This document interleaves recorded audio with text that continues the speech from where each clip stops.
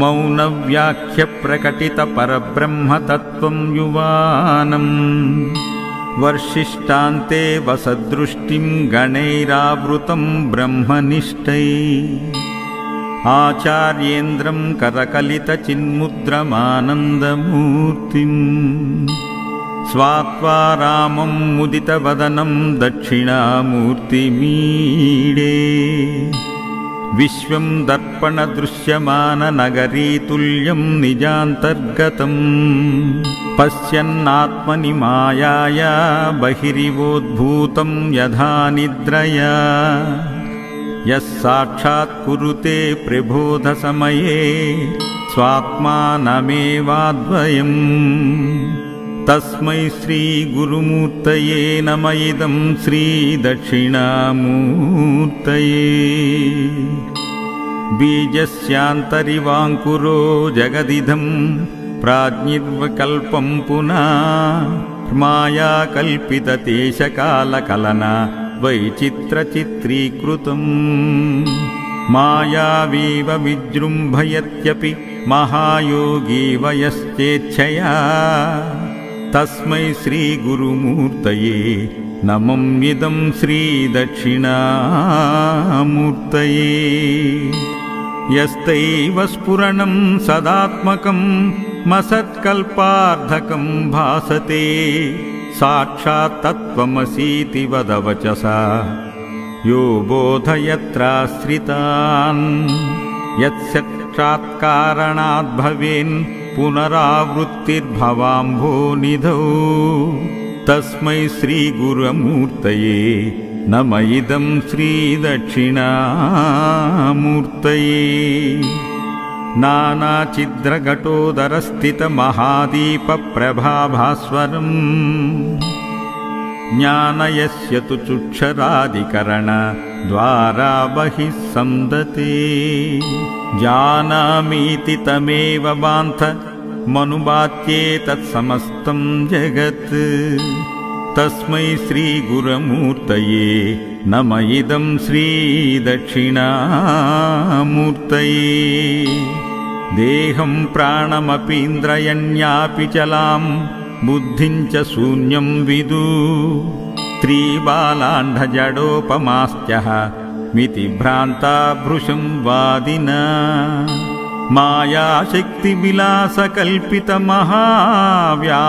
मायाशक्तिविलासकल्पितमहाव्यामोहसंहारिणे तस्मै श्रीगुरुमूर्तये नम इदं श्रीदक्षिणामूर्तये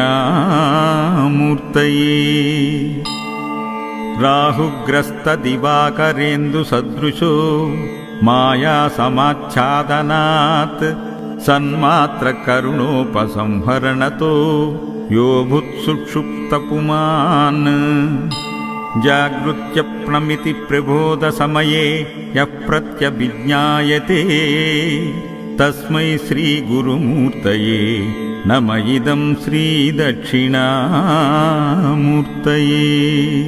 बाल्यादिष्यपि जाग्रदादिषु तदा सर्वास्वस्थास्वपि व्यावृत्तास्वनुवर्तमानमिहमित्यन्तस्फुरन्तं सदा स्मात्मानं प्रकटीकरोति भजतां यो भद्रया मुद्रया तस्मै श्रीगुरुमूर्तये नम इदं श्रीदक्षिणामूर्तये विश्वं पश्यति कार्यकारणतया स्वस्वामि सम्बन्धता शिष्याचार्यतया तदैव पितृपुत्राद्यात्मना भेदते स्वप्ने जाग्रति वायु एष पुरुषो माया परिभ्रामिता तस्मै श्रीगुरुमूर्तये नम इदं श्रीदक्षिणामूर्तये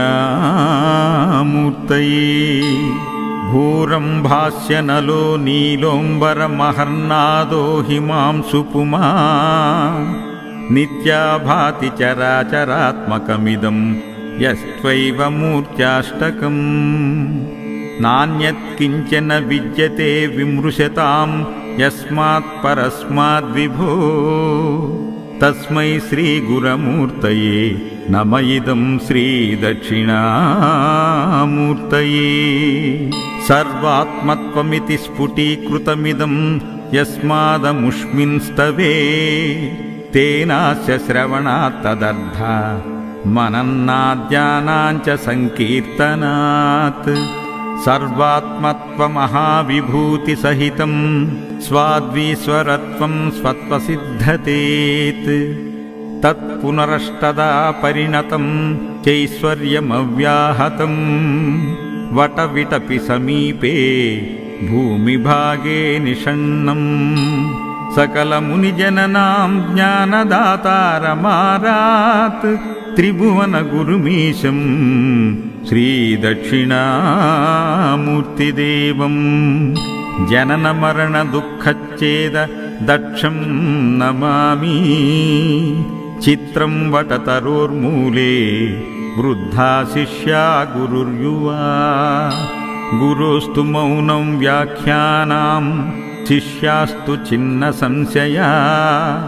ॐ नमः प्रणवार्धाय शुद्धज्ञानैकमूर्तये निर्मलाय प्रशान्ताय दक्षिणामूर्तये नमः।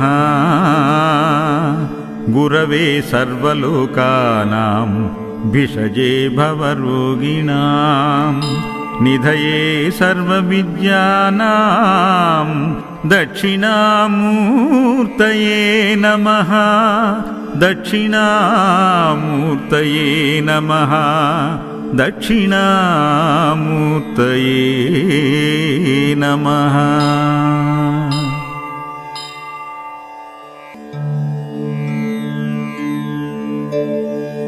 मौनव्याख्यप्रकटितपरब्रह्मतत्त्वं युवानम् वर्षिष्टान्ते वसदृष्टिं गणैरावृतं ब्रह्मनिष्ठैः। आचार्येन्द्रं करकलितचिन्मुद्रमानन्दमूर्तिम् स्वात्वा रामं मुदितवदनं दक्षिणामूर्तिमीडे। विश्वं दर्पणदृश्यमाननगरीतुल्यं निजान्तर्गतं पश्यन्नात्मनि मायाया बहिरिवोद्भूतं यथा निद्रया। यः साक्षात् कुरुते प्रबोधसमये स्वात्मानमेवाद्वयम्। तस्मै श्रीगुरुमूर्तये नम इदं श्रीदक्षिणामूर्तये। बीजस्यान्तरिवाङ्कुरो जगदिदं प्राज्ञिर्विकल्पं पुनः मायाकल्पितदेशकालकलना वैचित्रचित्रीकृतम्। मायावीव विजृम्भयत्यपि महायोगी वयश्चेच्छया। तस्मै श्रीगुरुमूर्तये नमं इदं श्रीदक्षिणामूर्तये। यस्तैव स्फुरणं सदात्मकं मसत्कल्पार्धकं भासते साक्षात् तत्त्वमसीति वदवचसा यो बोधयत्राश्रितान्। यत्साक्षात्कारणात् भवेन् पुनरावृत्तिर्भवाम्भोनिधौ। तस्मै श्रीगुरुमूर्तये नम इदं श्रीदक्षिणामूर्तये।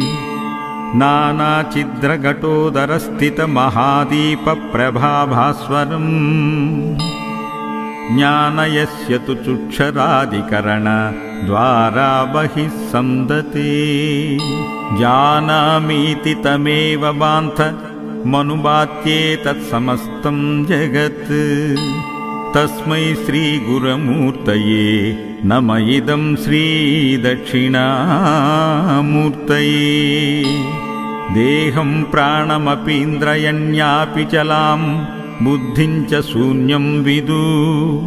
त्रिबालाण्डजडोपमास्त्यः मितिभ्रान्ता भृशं वादिना।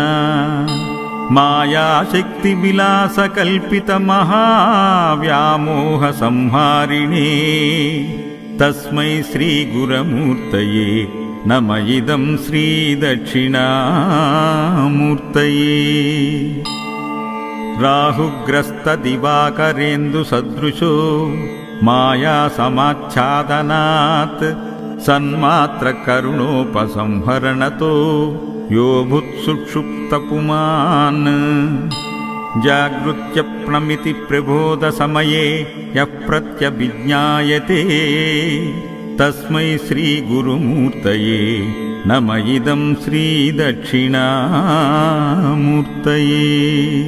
बाल्यादिष्यपि जाग्रदादिषु तदा सर्वास्वस्थास्वपि व्यावृत्तास्वनुवर्तमानमिहमित्यन्तस्फुरन्तं सदा स्मात्मानं प्रकटीकरोति भजतां यो भद्रया मुद्रया तस्मै श्रीगुरुमूर्तये नम इदं श्रीदक्षिणामूर्तये।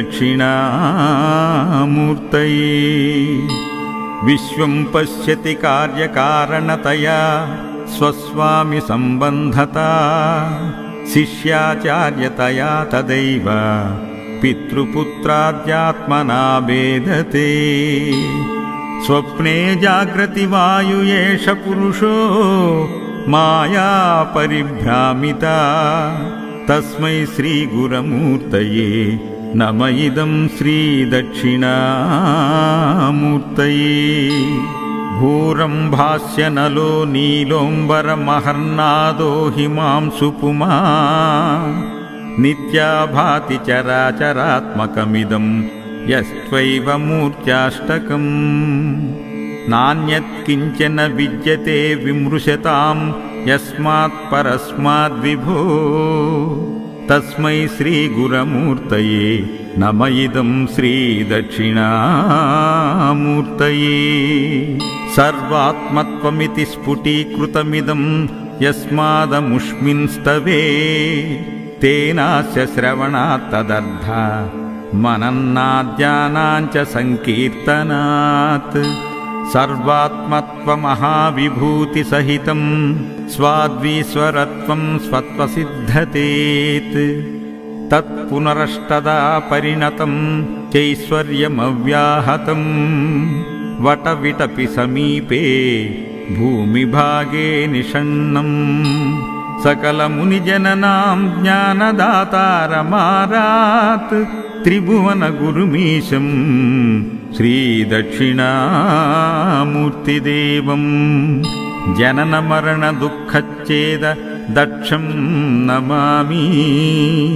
चित्रं वटतरोर्मूले वृद्धा शिष्या गुरुर्युवा गुरोस्तु मौनं व्याख्यानां शिष्यास्तु छिन्न संशया। ॐ नमः प्रणवार्धाय शुद्धज्ञानैकमूर्तये निर्मलाय प्रशान्ताय दक्षिणामूर्तये नमः। गुरवे सर्वलोकानां भिषजे भवरोगिणां निधये सर्वविद्यानां दक्षिणामूर्तये नमः। दक्षिणामूर्तये नमः। दक्षिणामूर्तये नमः।